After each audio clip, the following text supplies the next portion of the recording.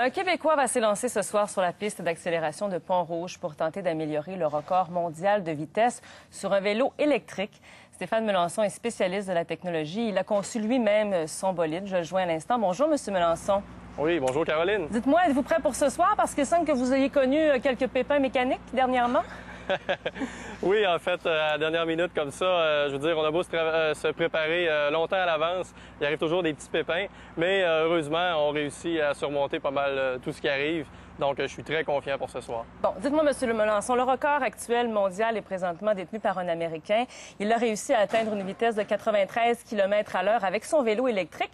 Ça peut nous sembler un peu fou ce que vous voulez faire. Alors, pourquoi voulez-vous à tout prix battre ce record exactement? Bien, en fait, c'est un petit peu l'idée du challenge. Regardez, je veux dire, on s'en va vers les technologies électriques aujourd'hui, de plus en plus. Je veux dire, les voitures électriques, les voitures hybrides, ça va faire partie de nos routes très bientôt. Donc, moi, je veux dire, avec les vélos électriques, je trouve que c'est un très bon moyen de transport, très efficace aussi. Et je veux démontrer jusqu'à quel point est-ce qu'on est capable d'avoir beaucoup de puissance et d'efficacité sur ces vélos, sur ces moyens de transport-là. Bon. Donc, il y a un petit côté, en fait, scientifique à ce que vous faites aussi. Là, vous êtes technologue à l'INO, M. Melançon, et vous avez, il faut dire, travaillé des centaines d'heures sur votre vélo. Comment vous avez réussi à l'améliorer?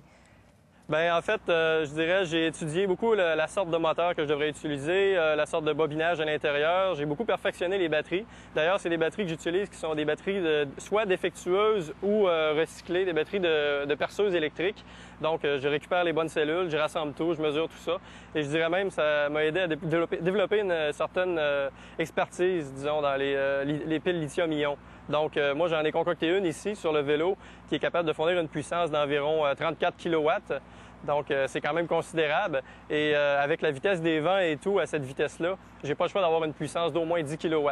Donc, ça devrait quand même beaucoup aider. Mais là, vous pensez atteindre quelle vitesse exactement avec ce bolide, là, ce soir? Alors, je vous dirais, par calcul, avec plein de graphiques, plein de méthodes théoriques comme ça, je suis parvenu à... Je vous dirais, ça tourne autour de 73 000 à l'heure, donc environ 117-118 km/h. Ça, c'est par théorie, mais je me garde toujours une petite réserve. Donc, on se dit, par exemple, peut-être 100-105 km/h serait quand même très optimiste. Bon, ça va dépendre des vents aussi, évidemment. Il y a plusieurs facteurs. Vous dites, M. Melançon, que vous allez démontrer autre chose aussi ce soir, c'est en fait la puissance. Hein? Vous voulez démontrer que les moteurs électriques sont puissants. Vous allez tenter de tirer un autobus avec un vélo électrique? Oui, voilà. En fait, j'ai un autre vélo électrique, celui que j'utilise le plus possible tous les jours, en fait, pour aller au travail. Et puis, c'est un vélo que j'ai depuis environ 1 an. J'ai perfectionné énormément. C'est un vélo qui, lui, est monté et optimisé pour avoir beaucoup de couple, donc beaucoup de force.